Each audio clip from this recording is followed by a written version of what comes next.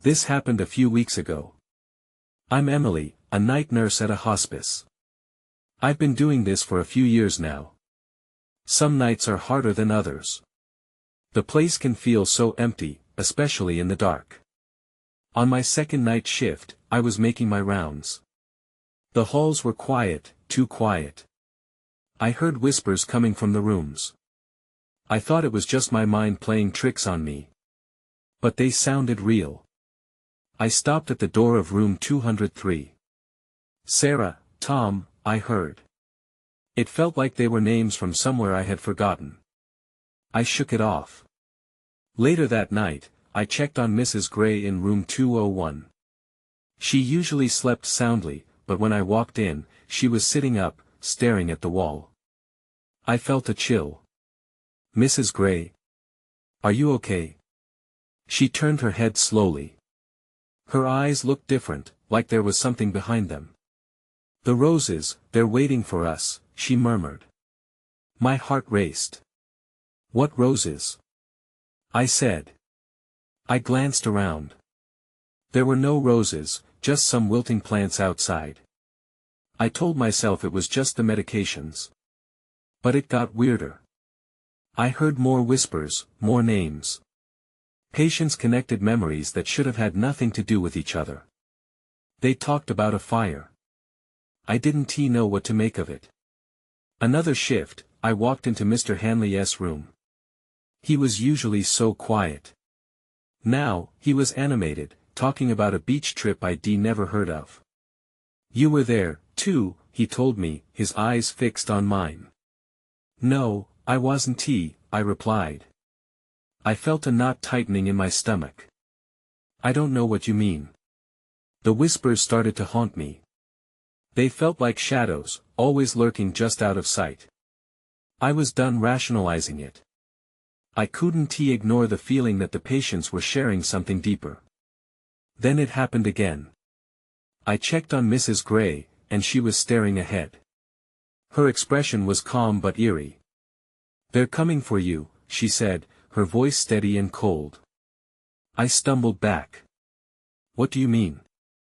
I asked. She just smiled at me, a smile that didn't reach her eyes. I ran to the nurse's station, but the whispers followed me. I tried to shake it off. I did my job, tried to focus on my tasks. But every day felt heavier. The whispers turned into a chorus, filling the empty spaces. Something was off. One night, I stepped into the break room for a moment of quiet. I breathed slowly, trying to calm myself. But then I heard it again. It was almost a chant now. Names, stories, echoes of people who had lived and died there. It was like they were warning me. I didn't want to believe it, but I knew something was waiting for me. The patients were connected by their memories, and I was in the middle of it. I couldn't escape the feeling that something was coming. I didn't want to be part of whatever was happening. I wanted to scream, to tell someone. But I struggled to say anything at all. I was just a nurse, yet the weight of their pasts pressed down on me. I felt trapped in their world, and I wasn't sure I could handle it alone. That night felt different. The air was heavier, thick with something I couldn't name. As I made my rounds, the usual quiet seemed charged. I couldn't shake the feeling that the walls were listening. I walked past room 203 again, where the whispers had first caught my attention. I could hear them clearer now. Sarah, Tom. My heart quickened. There was more to those names, I was sure of it. I hesitated at the door. Should I listen? I pressed my ear against the cool wood, hoping for something more. Help us, the voices pleaded faintly. Panic surged, and I stepped back. It felt wrong. Like doing so would let something in. I couldn't go back, I needed to check on Mrs. Gray instead. But Mrs. Gray wasn't in her room. I found her in the hallway, moving slowly, her fingers trailing along the wall as though she were searching for something. Mrs. Gray. I called out, rushing to her. What are you doing out here? She turned to me, her face blank, almost serene. They need to know. They're closer. Her tone was almost hypnotic. I feared what she could mean. Who, Mrs. Gray? Who's coming? The lost, she whispered, and then she simply smiled at me again, her eyes still void of life. I shivered, the cold creeping up my spine. I needed a break. Pushing past my fear, I decided to head to the break room. Maybe some coffee would clear my head. When I stepped inside, I took a breath, expecting a moment of peace. But then, I froze. The whispers weren't gone, they were loud, almost furious now. It wasn't just names. It was a flood of voices, muffled secrets overlap as they spiraled around me. It felt like they were angry, their words twisting into a storm of chaos. Get out. You don't belong. I stumbled back, nearly crashing into the counter. I turned to flee, but before I could reach the door, something caught my eye. A small stack of papers lay on the table, a forgotten chart. I almost overlooked it, but my hand reached out instinctively. The top page was dated. It read, Incident Report, Fire, January 14th. My heart raced. I noticed familiar names listed next to the incident, all patients from the hospice. The file detailed the night of that fire. "'Cause undetermined," it said. Witness reports allude to it didn't finish. Someone had scribbled a name on the margins, Sarah.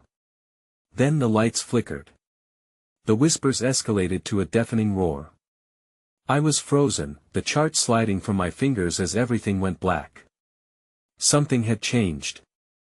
I felt it in my bones. I backed away from the door, my breath quickening. That's when I saw it, a faint light spilling from under room 203. I recognized the names now, they spiraled into a vortex of panic and urgency in my mind. I had to find out what it meant. I had to understand why they were calling for me. But my instinct screamed for me to run. I felt like a moth drawn to a flame, but I couldn't let fear win. I stepped forward, guided by the growing light and the chorus of names echoing in my mind. What awaited me behind that door? The light pulsed softly beneath the door. Each beat was like a heartbeat, steady yet unsettling. I hesitated, my hand hovering just above the doorknob, a war of instincts raging inside me. Should I open it? Should I run? With a deep breath, I twisted the knob. The door creaked as it swung open, revealing a scene that took my breath away. The room was aglow, filled with an eerie yet inviting light. Shadows danced across the walls, and the air felt heavy with an otherworldly presence. In the center of the room, sitting cross-legged on the floor, was a figure cloaked in dimness. At first, I thought it was just the shadows playing tricks, but as I stepped further in, I realized it was a young woman, her face pale, a mixture of serenity and sorrow.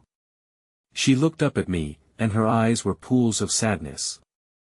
"Sarah," I whispered, recognizing her from the report. The realization hit me like a cold wave. "Are you?" "Help me," she said, her voice echoing with an intangible sadness. "They want to be free." The whispers swelled around us, carrying names again, Tom, Emily, Mrs. Gray. Each name dripped with urgency, a desperate plea hidden in their tones. I felt a chill break over my skin, the fragments of lost stories weaving through the air.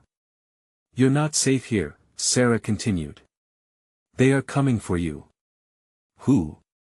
Who's coming?" I asked, inching closer even as a primal fear gripped me.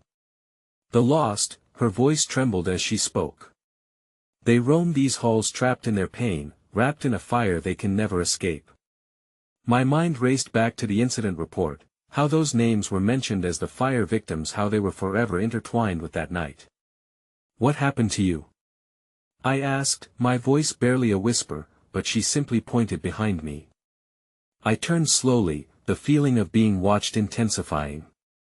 The room grew cold, and shadows lengthened menacingly across the wall. I felt a pressure weighing down on my chest as voices rose to a deafening crescendo. "Get out. You don't belong. They were angry again, their anguish palpable. "Please," Sarah urged, standing now. "You have to leave. They won't let you go." Panic surged, forcing me to take a step back. But something snagged my attention, a mirror on the wall. My reflection stared back, but there was something more, a flicker of movement behind me. I whirled around, and for the briefest moment, I saw them. Faces trapped in the dimness, eyes wide with fright. They were watching, waiting. The whispers turned into screams. I stumbled, hitting the wall as the figures drew closer, their sorrowful wails fueling a fire inside me. I had to escape. I had to get out of there. Now. Sarah cried, her hands reaching out as a barrier between me and the lost souls. In a blur, I dashed for the door, my heart hammering like a war drum. But as I crossed the threshold, I glanced back one last time. Sarah's eyes locked onto mine, desperation etched across her face. "Find the truth," she shouted as the door slammed behind me. I gasped in the hallway, leaning against the wall. The oppressive whispers faded, leaving a haunting echo. But I didn't have answers, only more questions and the feeling that whatever I had just experienced was only the beginning. What truth did Sarah want me to find? And who exactly were the lost? I knew I couldn't walk away. The night had turned darker, and I had to uncover the stories hidden within those walls. I stood in the dim hallway, my heart racing as I tried to process what just happened. The whispers still hung in the air, tinged with desperation. With shaky breaths, I forced myself to move toward the exit. I needed a clear head, a place to think about Sarah's warning. The parking lot outside felt like a refuge, even if only for a moment. As I stepped outside, a chill washed over me. The night sky was clouded, stars hidden. I pulled my jacket tighter, wishing I could shake off the weight of what I had just experienced. But deep down, I knew I couldn't ignore it. I needed to dig deeper. I drove home, replaying the events in my mind. What did Sarah mean by find the truth? Could it relate to the hospital where she spent her final days?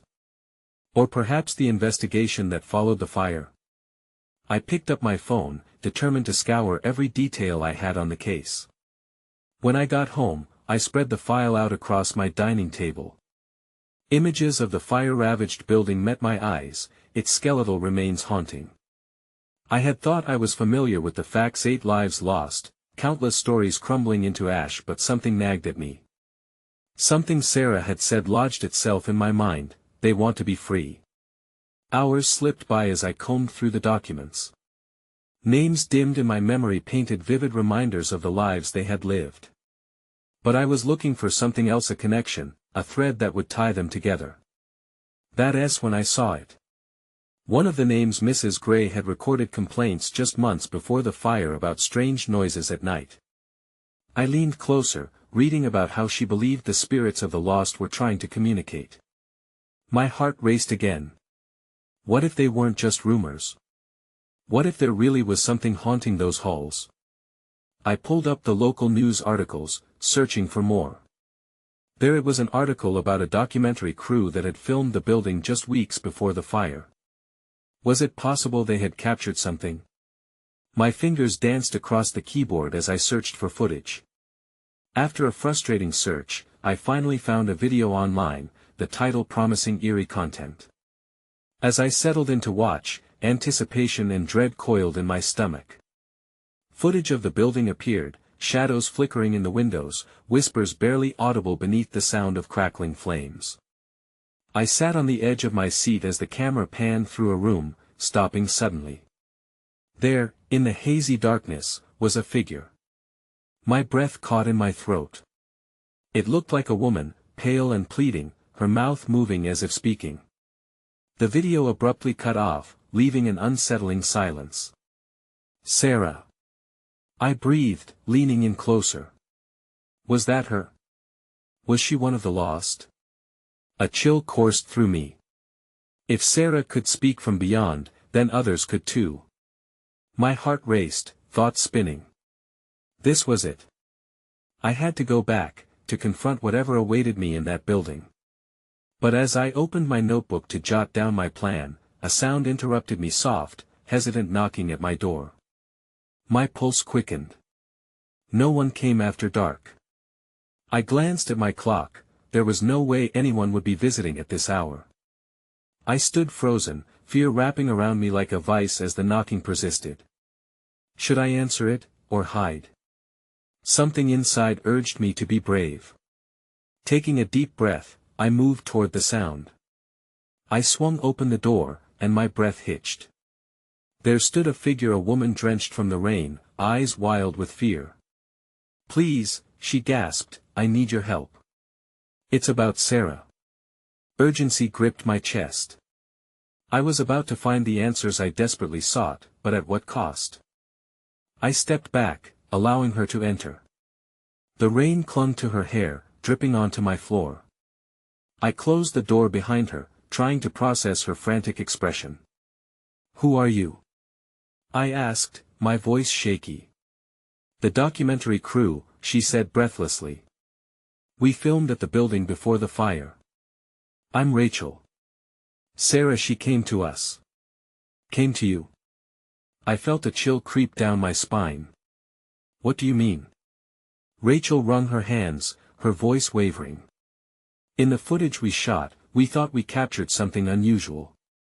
But we didn't realize it until later. Sarah was there, in that room." I swallowed hard, each breath heavier than the last. "Why didn't you tell anyone?" "It was a haunting, and we were scared. We thought we could leave it behind." She shook her head vigorously. "But it wouldn't let us go. Things started happening to us, strange noises, visions. Then the fire." My chest tightened. "What did you see?" She hesitated, looking down at her hands. "I don't know how to describe it. It felt alive, desperate. As though the spirits were calling for help, not just from Sarah but others too."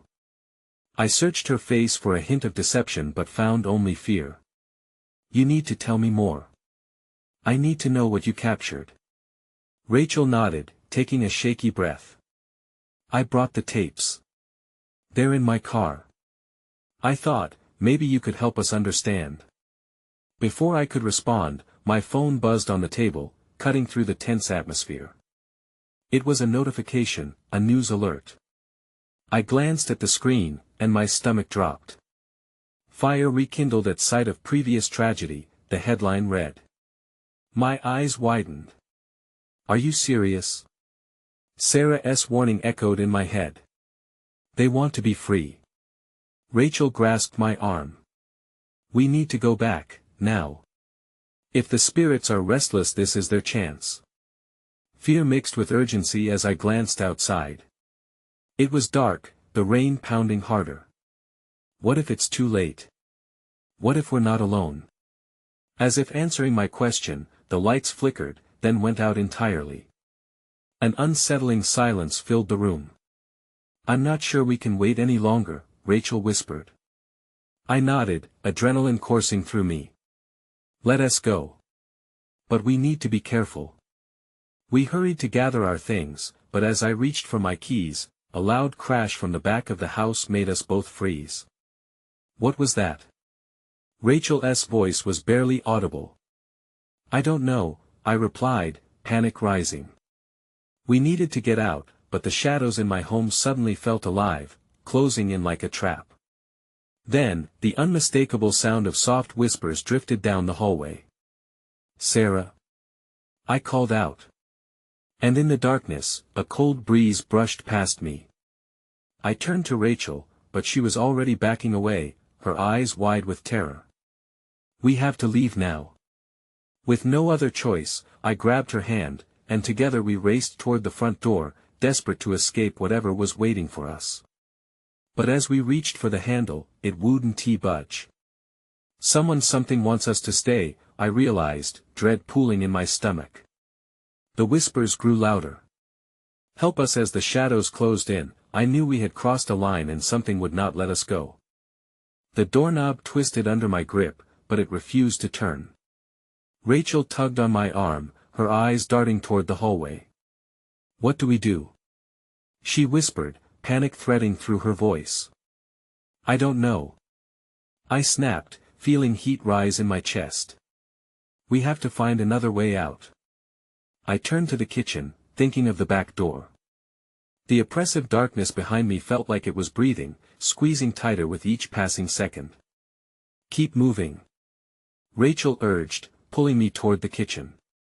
As we stepped inside, another crash echoed through the house, louder this time, like something heavy had fallen. We froze again, hearts racing in sync. My mind flashed back to Sarah's ghostly warning, the spectral urgency that trapped me in a chilling grip. I reached for a knife on the countertop, my hands trembling. "If we have to fight something," I trailed off, scanning the dim space for any sign of danger. Rachel's wide eyes told me she didn't like the idea either. In one quick motion, I swung the back door open. The rain lashed at us, cold and stinging. I looked back at the unsettling shadows within. "We need to get to your car. Now." We dashed outside, the muddy ground slick beneath our feet. With every step, I felt an unseen force tugging at my heart, urging me to turn back. The whispers grew clearer, like a chorus calling for help. "Sarah, what do you want?" I shouted into the wet night, my voice echoing in the silence. "We want to make it," Rachel yelled, glancing over her shoulder, the fear etched on her face. But I couldn't stop. I had to know. I had to understand. As we reached the vehicle, I yanked on the passenger door, but it was locked. "Rachel!" I shouted. "We don't have time." "Right. The back, let us just go." She circled the car, and I followed suit, my heart pounding. Finally, we climbed inside the back seat, slamming the door shut behind us. "Start the car," I urged, shivering as I glanced out the window. I half expected a face to appear in the pouring rain, pressing against the glass from the darkness beyond. She fumbled with her keys, her hands shaking as she tried to insert the key into the ignition. "Please, please," Rachel begged the engine, twisting the key. But instead of roaring to life, it simply clicked and sputtered. The silence in the car felt haunted. I pressed my palms against the windshield, my breath fogging the glass. Come on," I whispered. And then I heard it, the unmistakable sound of something scratching on the other side. Not the rain. Something else. Rachel let out a strangled cry. "What is that?" I turned to see her staring wide-eyed at the window, her voice barely above a whisper. "It's," but before she could finish, a figure stepped into view, breaking through the curtain of rain. Then everything went dark. My heart raced as I fought to see what was happening outside. But all I could make out was the silhouette, its presence looming, threatening to pull us into whatever nightmare lay ahead. I jolted awake. My heart thudded loudly in my chest, and my breath came in ragged gasps. The darkness was thick, but I could feel the warmth of the car seat against my back. I blinked rapidly, clearing my mind and straining to remember how I had gotten here. "Rachel?" I called out, my voice shaky. "Are you okay?" "I think so," she replied softly, her voice trembling. "But I can't see anything." "What happened?" I felt around for the door handle, my fingers fumbling in the dimness. Anxiety knotted in my stomach. "I don't know. We were just outside." I turned to look through the windows, my heart racing. The rain was still pouring, but the figure was gone. Could we have lost it? I wondered aloud, gripped tight on the door. Maybe. But we can't stay here. She paused, the panic creeping back into her tone. "What was that thing?" "I don't know." I felt a chill wash over me. A terrible thought gripped me. What if it knows we're in here? Rachel gasped. "Don't say that." She twisted her head toward the back window, eyes wide again. "Look." I followed her gaze but saw only the heavy downpour. Something moved in the corner of my vision, but my mind played tricks in shadows. I don't see anything. It's there. Rachel insisted, her voice sharp with urgency. Just outside. I hesitated, then opened the door just a crack, peering out into the night. I tried to discern shapes in the sheets of falling rain, but it was a swirling blur. A flash of pale skin. What the hell? I gasped, my words almost swallowed by the wind. A scream pierced the air. It was high and shrill, fading quickly into the storm. My heart tightened with fear. Rachel, we need to go. Now.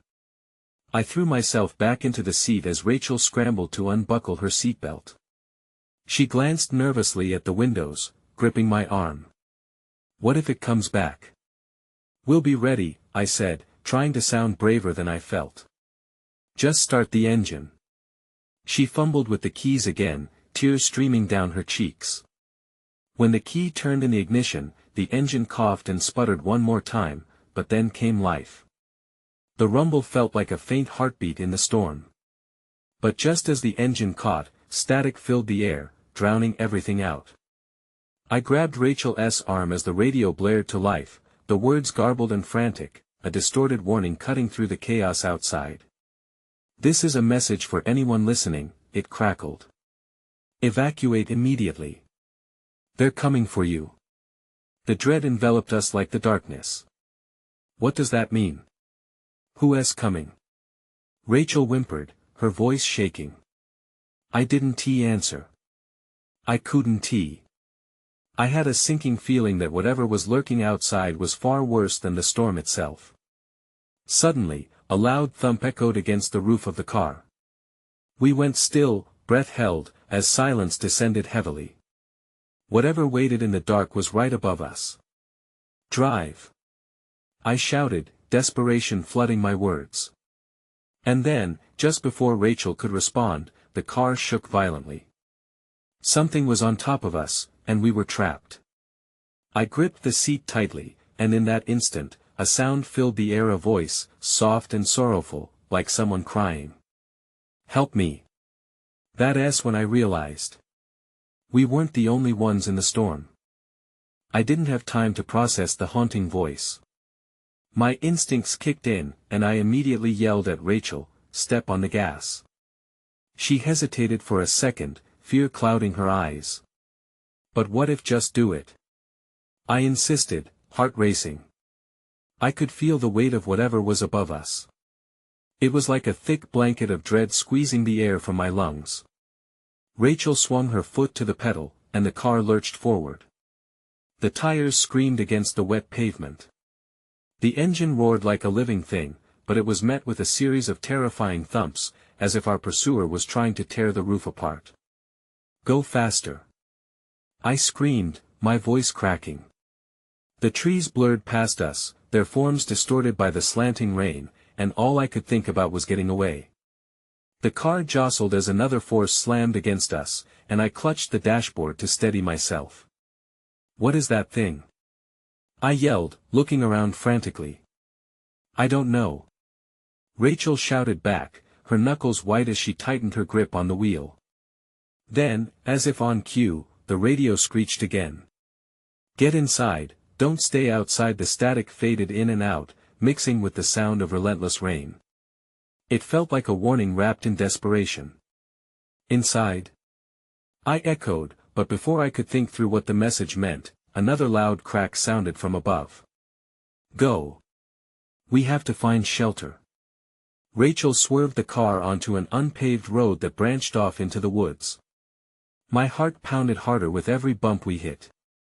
The forest loomed around us, dark and imposing. I hoped it would swallow our troubles, shield us from the storm and whatever hunted us. Just then, the headlights flickered, casting shadows that danced eerily across the trees. I twisted in my seat to watch for any movement behind us, every crack of a branch making my pulse race. Do you see anything? Rachel asked, panic evident in her voice. No, I admitted, but I could feel something, an awareness creeping just beyond the reach of the lights. Then I caught it. A glimpse of white out in the rain, the pale skin again. "Rachel!" I yelled. "Go faster." She pressed down on the accelerator, but the engine sputtered as if it couldn't keep up with our fear. I glanced down at the dashboard, where the fuel gauge lingered near empty. "What's wrong? We can't stop." With a shudder, the car finally came to a halt. The headlights flickered out, leaving us in a pitch-black void. I could barely hear myself breathe over the pounding rain. A moment of stunned silence stretched between us before Rachel finally gasped. "What was that?" I felt it again, an icy presence closing in on us, almost like it was taking a breath. "I don't know," I whispered, a cold sweat forming at my temples. "But we need to get out of here." Then, before I could comprehend what was happening, the passenger door swung open, flooding us with rain and a bone-chilling gust of wind. Something was waiting outside, and it wanted us. "Run!" I shouted. The moment I shouted, a surge of adrenaline pushed me forward. I yanked my door open, practically falling out into the rain. I barely registered Rachel's hesitant footsteps behind me. We sprinted into the darkness, the trees rapidly closing in around us. "Where do we go?" she gasped, her breath visible in the cold air. "Anywhere but here," I replied, glancing back over my shoulder. The night was thick with shadows, but I swore I saw something moving, just on the edge of the woods. The ground was uneven beneath our feet, slick with mud and rain. I could hear the relentless drumming of the water above, but there was something else, a low growl, almost like an angry whisper. "Over here." I spotted a faint outline of a structure ahead, a cabin, half swallowed by the trees. It looked like it hadn't been touched in years, but it was better than the open woods. Without waiting for Rachel, I charged towards it. As we reached the door, I forced it open with a painful creak. The air inside was stale and cloying, but it was shelter from whatever hunted us. I pulled Rachel inside and slammed the door shut, the sound echoing in the dimness. I fumbled for a light switch, but nothing happened. The darkness pressed in tightly, smothering our breaths. "Do you have your phone?" I asked, panic rising. "Yeah, somewhere." Rachel's voice trembled as she searched her pockets. Her hands shook as she finally pulled it out, the screen lighting up our cramped surroundings. Dust motes floated in the beam of light, feeling like whispers of the past in the eerie stillness. "That's better," I said, taking a deep breath. "We just need to think." But just then, an impact shook the cabin, causing the wooden walls to groan. Rachel yelped, and I jumped. "What was that?" "I don't know." It sounded like she trailed off, her eyes widening as she pointed towards the window. I turned, catching a glimpse of something moving just outside the cabin. It was dark, a silhouette against the rain-soaked glass, but it was there, creeping, watching. It took a step closer, and I could see the glint of pale skin. That same white form from before. "We need to hide," I whispered urgently, darting towards the back of the room. There was an old table that could provide cover. I gestured for Rachel to follow. Her face was a mask of confusion and terror, but she nodded and crouched behind it with me. The sounds outside intensified. We could hear heavy breathing now, an almost rhythmic pattern that filled the air. "What is it?" Rachel whispered, her body trembling against mine. "I don't know, but it's not just watching." My heart raced. I could feel every pulse echoing in my ears. "It's hunting." Just as the thought settled, the door rattled violently, shaking in its frame. My breathing quickened, and I could hear Rachel's quick gasps matching my own. "What do we do if it gets in?" "Maybe it won't," I said, trying to sound brave while fear clawed at my chest. But then I heard a voice, soft, almost melodic, a chilling echo that slipped through the cracks. "Let me in." My heart stopped. That wasn't a plea for help, it was an invitation, a dark lullaby that settled heavy in the air. I looked at Rachel, terror etched across her face. "Whatever it is, it knows we're here," I said, "and it's not going away." Then, everything went dark. The phone slipped from Rachel's hand, the light extinguished, and I could hear nothing but the sound of our ragged breaths mingling with the rain outside. I blinked in the darkness, panic clawing at my throat. Rachel? Rachel! I hissed, fumbling around in the pitch black for any sign of her. My heart raced, the silence felt pregnant with dread. Emily? She replied, her voice a whisper lost in the darkness. I'm here. Keep talking, I urged, trying to anchor myself amid my swirling thoughts. We'll get through this. But my own words felt hollow. The rattling of the door returned, slamming against its frame like a battering ram. I jumped at the sound, the frantic energy bringing a rush of adrenaline. Something was trying to get in something that was decidedly not human. We need to find a way out, I said, grasping Rachel's arm. Can you see anything? Just shadows, she said, her voice quaking. The windows are too high, I don't think we can climb out. But we can't stay here. I squinted against the dark, searching for any exit, any glimmer of hope. Then, a gust of wind slammed through a crack. I felt a chill travel down my spine. The whispers resurfaced, soft and eerie, filling the air around us. Help me, they echoed, invading my mind, weaving their way into my thoughts. I could feel myself being lured back into my memories of the hospice, Mrs. Gray's unsettling smile, Mr. Hanley's haunted eyes. And then, almost as if reading my thoughts, the door rattled once more, but this time, a voice broke through the chaos. You cannot escape, it sang in a haunting tone. Join us. No, I whispered, the terror clawing at my throat. You're not real. But deep down, I wondered. What if they were? What if this was their world, their prison? Emily.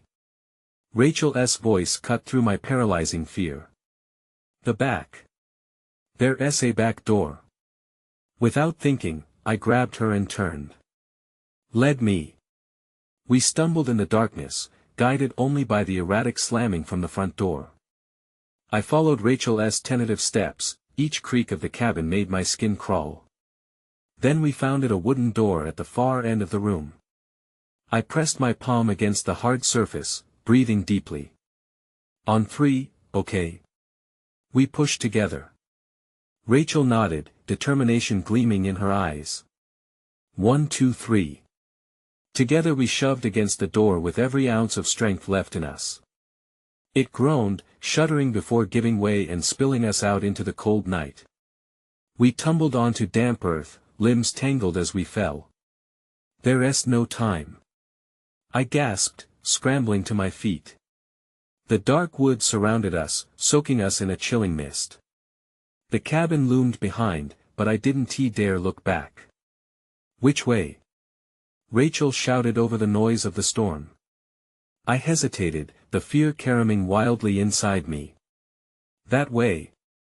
I pointed blindly into the trees. We'll head toward the road. Just run. We bolted forward, the underbrush tearing at our clothes.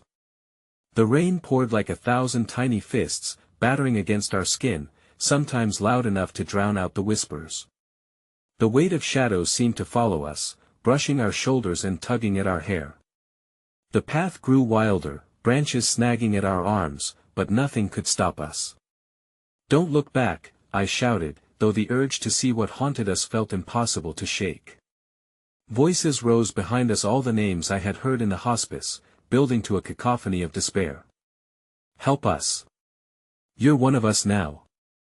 No, I yelled, pushing each foot in front of the other as if sheer will could outpace the phantoms of the past. And then we stumbled onto the main road, the pavement slick and shining in the rain like a dark mirror. The headlights of an approaching car broke through the gloom, bathing us in light. Stop. Help us. Rachel waved her arms, desperation surging within me. The car screeched to a halt. The driver stared, wide-eyed, but before they could comprehend, we dove into the road, collapsing against the vehicle. Get us out of here. I begged, the terror spilling from my lips. The driver, a bewildered elderly man, fumbled for his phone still clutched in one shaking hand. "What happened? Are you all right?" "No time," Rachel cried, her gaze darting past the headlights into the suffocating shadows. The driver hesitated, then glanced back at the woods, eyes narrowing. "What's out there?" "There isn't time to explain.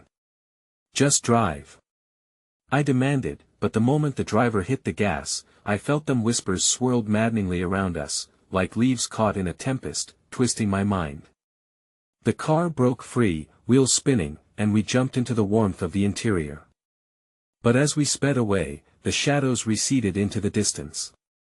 Breathing heavily, I felt relief wash over me, and then, the faintest echo, just a whisper carried on the wind, wrapped around my heart. "Help us find the truth." Something had changed, yet the lingering chill in my spine refused to fade. The surrounding landscape blurred, but what I felt inside, what I remembered, held me captive. I glanced at Rachel, her hands trembling in her lap. "What happened back there?" she finally asked, her voice shaky. "It's not over," I whispered, staring out into the impenetrable night, where the truths I sought remained elusive. As we drove further from the cabin, I couldn't shake off the unresolved urgency thrumming within me. I thought of Sarah, the voices, the lost souls trapped in pain. I moved to a different city after that. I still think about it sometimes, the people I encountered, the stories left buried in the darkness. I thought of the fire, the names intertwined, and the shadows that call for help. But mostly, I try not to think about whether they still linger, waiting for someone to uncover their secrets.